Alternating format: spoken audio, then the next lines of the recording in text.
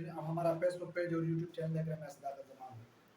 ناظرین، تحریک عدم اعتماد کے بعد جو پاکستان کی معاشی حالات ہیں، جو سیاسی حالات ہیں، وہ کسی نے ایکسپیکٹ ہی نہیں کیا تھا کہ پاکستان اس نہج پہ بھی پہنچ جائے گا، کیونکہ جن لوگوں کے ہاتھوں میں اقتدار ہے، جو بیٹے ہیں وہاں پہ، انہوں نے بھی یہ نہیں سوچا تھا کہ پاکستان کے ساتھ ایسا کچھ ہوگا۔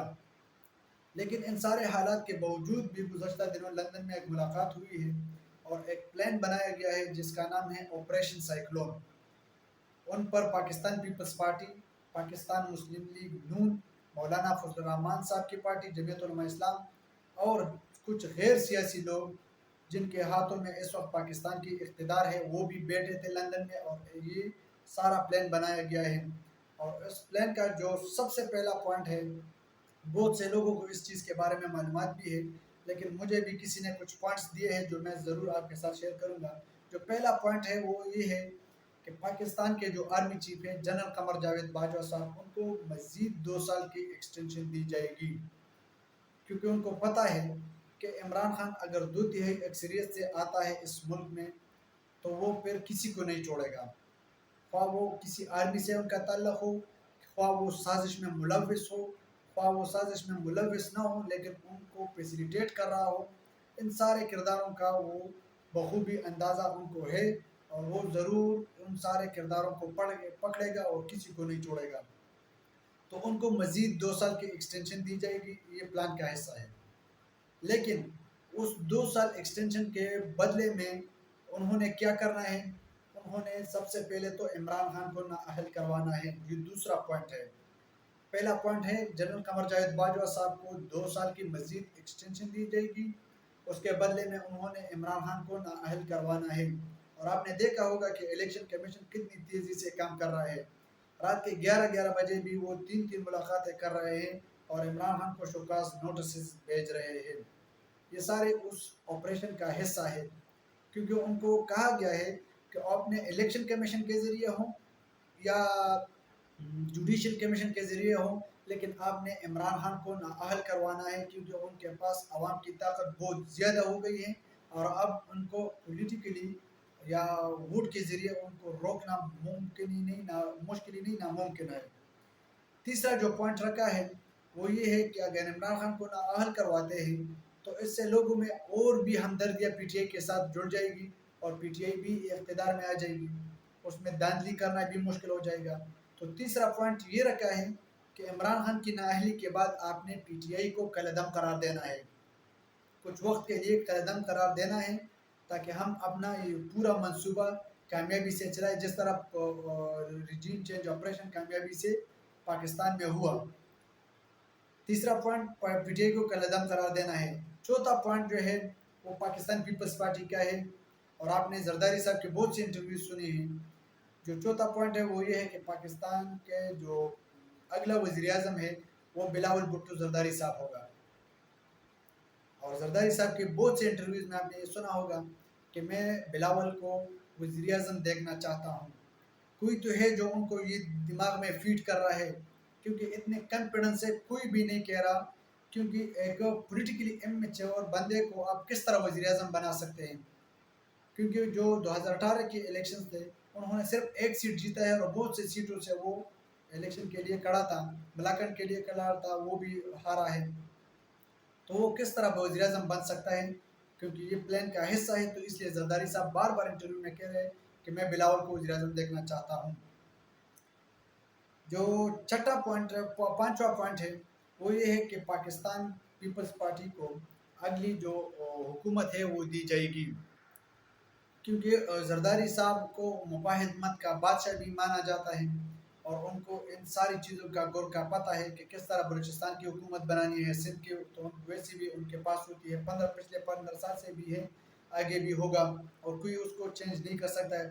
اور کیونکہ زرداری صاحب کے جو جڑیں ہیں وہ امریکہ میں ہیں، امریکہ میں ایک ہاؤس ہے 21 نمبر ہاؤس، وہاں پہ ان کے جو تعلقات ہیں وہ بہت زیادہ ہیں، اور یہ ہر جرنلسٹ کو پتہ ہے، ہر صحافی کو یہ پتہ ہے کہ زرداری صاحب کس بنا پہ اتنے زیادہ مضبوط ہے کہ پاکستان کی اسٹیبلشمنٹ بھی ان کو ہاتھ نہیں ڈالتی، وہ اس لیے کہ ان کی جو جڑ ہے وہ امریکہ میں جا کے ملتی ہے۔ اس وقت جو امریکہ کا جو صدر ہے جو بائیڈن صاحب، یہ محترمہ بینظیر بھٹو صاحبہ کا بہت قریبی ساتھی تھا، اور جو جان کیری صاحب ہیں ان کے ساتھ بھی بہت قریبی رشتے ہیں. تو ان کے جو جڑیں مضبوط ہیں وہ امریکہ کی وجہ سے مضبوط ہیں. تو جو پانچواں پوائنٹ ہے وہ ہے پاکستان پیپلز پارٹی کو اگلی حکومت مل جائے گی. چھٹا پوائنٹ یہ رکھا ہے کہ اگر ملک کی حالت خراب ہوتی چلی گئی، کیونکہ ان لوگوں کا پتہ ہے، اسٹیبلشمنٹ کو بھی پتہ ہے، آرمی کو بھی پتہ ہے، ہماری بیوروکریسی کو بھی پتہ ہے، اور ساری پولیٹیکل پارٹیزوں کو بھی اب پتہ چل چکا ہے کہ سوشل میڈیا نے عوام کو اتنا آگاہ کیا ہے، اویئر کیا ہے، کیونکہ یہ خاموش نہیں بیٹھیں گے، یہ ضرور نکلیں گے، یہ اپنے حق کے لیے لڑیں گے، اپنے ووٹ کے لیے لڑیں گے. تو ان کا کیا کرنا ہے؟ تو جو اس آپریشن سائیکلون میں جو چھٹا پوائنٹ رکھا ہے وہ یہ رکھا ہے کہ اگر ملک کی حالات انتہائی خراب ہوتی جائے گی تو ہم نے حفیظ شیخ کے انڈر 3 سالہ ٹیکنوکریٹ سیٹ اپ بنانی ہے اور حفیظ شیخ کو حکومت حوالے کرنی ہے. اور 3 سال کے لیے پھر ایک ٹیکنوکریٹ اور ایکسپرٹ کی حکومت بیٹھے گی، جو بیٹھ جائے گی اور وہ حکومت چلائے گی. جو ساتواں پوائنٹ ہے وہ یہ ہے کہ زرداری صاحب ملک کا جو اگلا آرمی چیف ہے وہ اپنی مرضی سے لگائے گا، کیونکہ 2 سال جو باجوہ صاحب کے بعد وہ ہے وہ بھی ختم ہو جائیں گے. تو اگلے 3 سال کے لیے زرداری صاحب کو یہ اختیار دیا گیا ہے کہ آپ اپنی مرضی کا آرمی چیف لے آئے. اور آپ نے جنرل حمید گل صاحب کے انٹرویو سنے ہوں گے کہ پاکستان کے آج تک کا ایک آرمی چیف بھی پاکستان میں نہیں بنا ہے، بلکہ یہ امریکہ کے حکم پہ بنتا ہے. تو یہ اختیار زرداری صاحب کو اس لیے دیا گیا ہے کیونکہ سر زرداری صاحب کے پاس جو ربڑ سٹیمپ ہے وہ امریکہ کا ہے، ان کے پاس جو پاور ہے، ان کے جو ڈورے ہے وہ امریکہ سے ہلتی ہے. تو اس لیے ان کو یہ اختیاری اتھارٹی دی گئی ہے. جو 8واں پوائنٹ ہے وہ انتہائی انٹرسٹنگ ہے اور یہ آپ کو دن بدن نظر آتا جائے گا. وہ یہ ہے کہ پاکستان کی جو عدلیہ ہے ان کو ہم نے تقسیم کرنا ہے اور مزید ان کو کنٹرول کرنا ہے.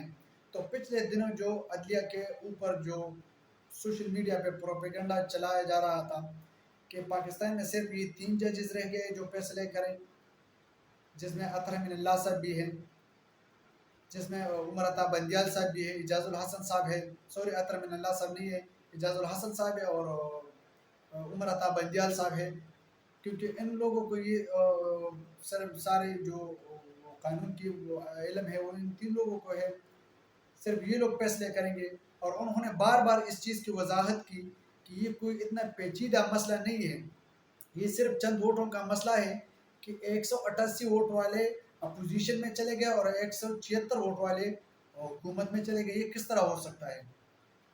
تو جو سارا کیمپین چل رہا تھا وہ اس آپریشن سائیکلون کا حصہ تھا کہ ہم نے عدلیہ کو تقسیم کرنا ہے اور ان میں دراڑیں پیدا کر کے اپنی مرضی کے فیصلے ان سے کروانے ہیں.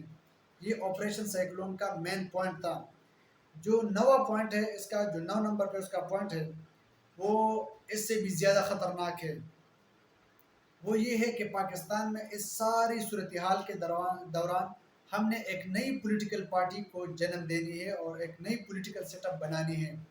اور اس چیز کا بھی آپ کو میں ایک چھوٹا سا مثال دوں کہ عمران خان نے 13 اگست کو اسلام آباد پریڈ گراؤنڈ میں جلسے کا اہتمام کیا تھا کہ میں نے 13 اگست کو جلسہ کرنا ہے. ایک دن کے اندر اندر تحریک بیگ والے کھڑے ہو گئے اور ان کا جلسہ فیض آباد میں کروانے لگے. وہ لوگ کون تھے جو ان کو اس جلسے پہ آمادہ کر رہے تھے؟ کون تھے اس کے پیچھے؟ بہت سے لوگوں، آپ ٹویٹر پہ جا کے دیکھ لیں، آپ کو پتہ چل جائے گا کہ تحریک لبیک کے بہت سے لوگ اب تحریک چھوڑ کے جا رہے ہیں اور وہ صرف یہ بات کر رہے ہیں کہ ہم اس تحریک علامہ خادم حسین رضوی کے اس تحریک کے ساتھ تھے جو اسلام کے لیے لڑ رہے تھے، جو ناموس رسالت کے لیے لڑ رہے تھے. ہم اس تحریک کا بالکل حصہ نہیں ہیں جس کی ڈوریں کوئی اور ہلا رہی ہے، جو پنڈی سے اس کی ڈوریں ہل رہی ہے. ہم اس تحریک کا بالکل حصہ نہیں ہے کیونکہ یہ کسی دوسرے کے احکامات پہ چل رہے ہیں اور یہ ناموس رسالت اور پاکستان میں اسلام کی سربلندی کے لیے کچھ نہیں کرے گی.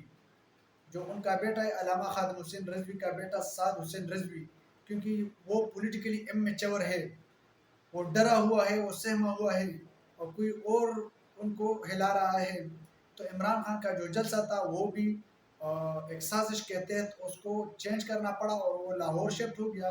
اور جس وقت انہوں نے پریس کانفرنس کی کہ ہم اپنا جلسہ لاہور میں کے ہاکی گراؤنڈ میں کرنے جا رہے ہیں، تو جو تحریک لبیک والے ہیں انہوں نے بھی اپنا جلسہ منسوخ کر دیا۔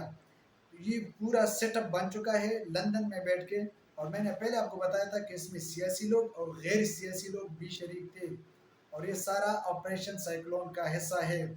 اور آپ کو آنے والے دنوں میں ایک ایک پوائنٹ آپ نوٹ کر لیں، اپنے ساتھ لکھ لیں نوٹ بک میں، آپ کو پتہ چلے گا کہ کس طرح یہ پاکستان پر اپلائی ہوگا اور پاکستان پر اس کے کیا کیا اثرات ہوں گے۔ اب تک کے لیے اتنا ہی، اپنا بہت سارا خیال رکھیے گا، اپنے اس چینل کا بھی۔ اللہ حافظ۔